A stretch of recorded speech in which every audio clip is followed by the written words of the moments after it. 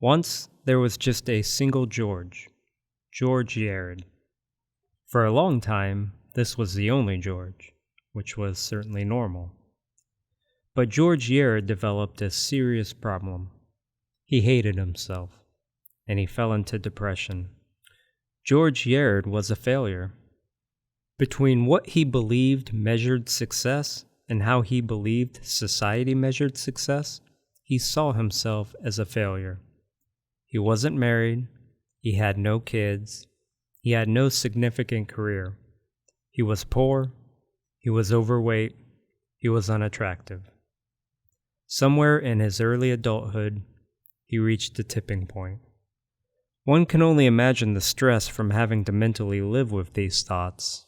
Everyone has their moments of being insecure with their place in the world. George unfortunately did not seem to receive any support from family or friends or even a counselor, which is crucial in building self-esteem to deal with those negative perspectives.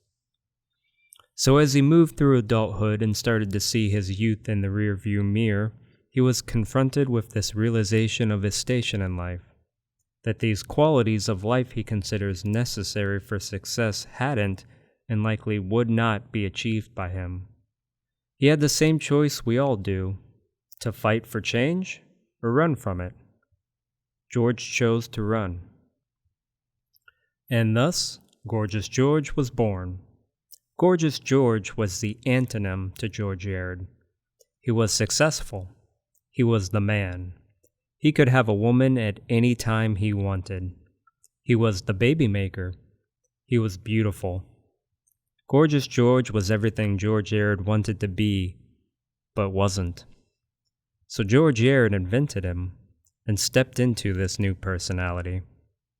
It was a lot easier than trying to change George Yarid, especially considering the Gorgeous George persona was already invented by a famous wrestler. I also don't doubt that it took little effort to add to this persona with attributes from George's father, who he had for so long been trying to impress. So the two Georges coexisted, and for a time, this seemed to produce positive results, at least on the outside.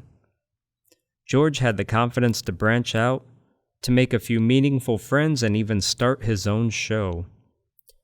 But that is where it seems Gorgeous George ran into his first major problem. Gorgeous George began receiving outside criticism. Trolls called into his shows to mock him for the reasons George Yarid hated himself. They called him fat, they called him ugly, they made him feel like a failure by belittling his work and completely changing the purpose of his show. It was now entertainment for prank calls, nothing more. Gorgeous George began to face the same failure as George Yarid had. All the complexity of this emotional confrontation in George's brain can be summed up in a thought. If I am Gorgeous George, why do I still feel like George Yarid? What could George do but lean heavier into the Gorgeous George persona? What could he infer from being trolled but to believe people are still seeing too much George Yarid, and that is why his show or life aren't seeing success?